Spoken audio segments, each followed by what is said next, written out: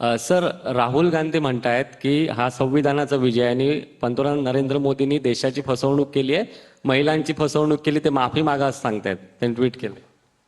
खरं म्हणजे एखादा व्यक्ती किती खोटं बोलू शकतो याचं जर ऑलिम्पिक घेतलं तर मी तुम्हाला सांगतो, राहुल गांधींशिवाय दुसऱ्याला मेडल मिळूच शकत नाही. सगळी गोल्ड मेडल हे राहुल गांधींनाच मिळतील. त्यामुळे संविधानाने जे सांगितलं ते करण्याचा प्रयत्न आहे. खरं म्हणजे आपण जर कॉन्स्टिट्यूशन ज्यावेळेस आपलं संविधान तयार झालं त्यावेळेस संविधान सभेच्या डिबेट जर बघितल्या तर भारतरत्न डॉक्टर बाबासाहेब आंबेडकर हे सर्वाधिक महिला रिप्रेझेंटेशन करता चिंतेत होते आणि आग्रही होते. पण त्या काळामध्ये कदाचित तो विषय इतका ऐरणीवर आला नाही किंवा अशा पद्धतीचं आरक्षण करावं असा विषय आला नाही. पण त्यांनी त्याही काळात चिंता व्यक्त केली होती. आज भारतरत्न डॉक्टर बाबासाहेब आंबेडकरांचे जे विचार त्यांनी संविधान सभेमध्ये व्यक्त केले आहेत त्याला अनुरूप असलेला कायदा आल्यानंतर तो कायदा पाडायचा आणि संविधान जिंकलं म्हणायचं.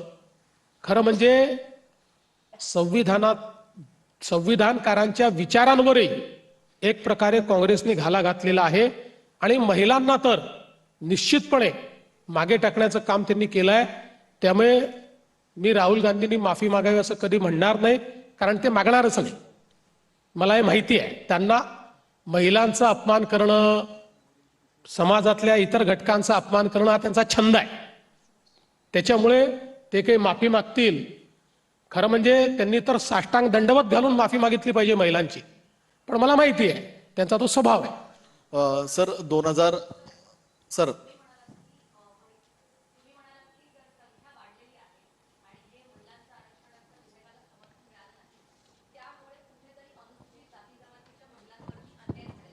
मग जर 45 कोटी आधीची संख्या होती आणि 2011च्या सेन्ससनुसार जर आरक्षण द्यायचं होतं, मग वंचितांची किंवा एकूणच ओबीसी किंवा SC ST यांचं रिप्रेझेंटेटिव्ह नेमकं लोकसभेमध्ये कसं गेलं असतं किंवा विधानसभेत कसं गेलं असतं?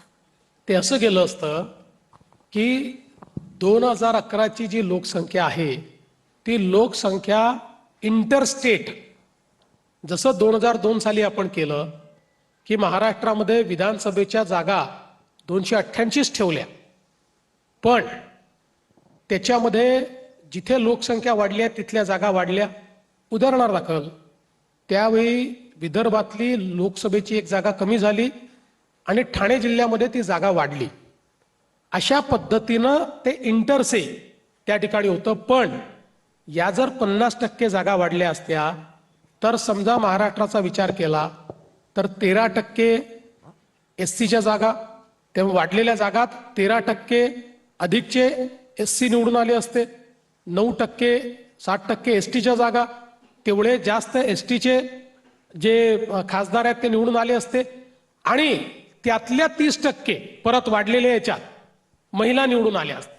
म्हणजे महिला आणि SC ST या दोघांवरही अन्याय केला. सर 2014 पासून आतापर्यंत पंतप्रधान नरेंद्र मोदींच्या काळातली सर्व विधेयकं एकमताने संमत होताना आपण पाहिली. मात्र आता सर हे विधेयक संमत होण्यासाठी स्पेशल सेशन भरवलं होतं. विरोधकांचं मतवर परिवर्तन करण्यामध्ये आपण कमी पडलो की विरोधकांना या विधेयकाला विरोधच फक्त करायचा होता? कल्पना नव्हती का की आकड्यांची वारी आणि ह्या सगळ्या गोष्टी होत असताना मुद्दामून ही उठाठेव केली गेली 5 राज्यांचे इलेक्शन पाहून, असं एक विरोधकांचा सूर काल सगळ्या त्या प्रतिक्रिया दिसत होत्या त्यात दिसत होते.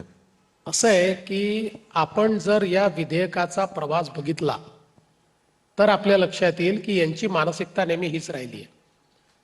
अटलजींनी हे विधेयक 3 वेळा आणण्याचा प्रयत्न केला. या कुठल्याच पक्षांनी अटलजींना समर्थन दिलं नाही. अटलजीचं अल्पमताचं सरकार होतं. त्यानंतर ज्यावेळेस काँग्रेसचं सरकार होतं त्यावेळेस 2 वेळा विधेयक आलं. त्या दोन्ही वेळेस काँग्रेसला पारित करायचंच नव्हतं, त्यांनी राज्यसभेत पारित केलं, लोकसभेत आणलंच नाही. कारण त्यांना हे माहिती होतं की हे त्यांना लागू करायचं नाही आहे. आणि या सगळ्या पक्षांनी, म्हणजे आपल्याला तर माहिती आहे की मुलायम सिंग यादव, लालू प्रसाद यादव या सगळ्या लोकांनी तर त्या काळात ओपनली याचा विरोध केला, म्हणजे थेट भाषणं करून याचा विरोध केला. त्यामुळे या सगळ्यांची ही मानसिकता आहे आणि त्या मानसिकतेचं प्रतीक म्हणून काँग्रेस पार्टी, म्हणून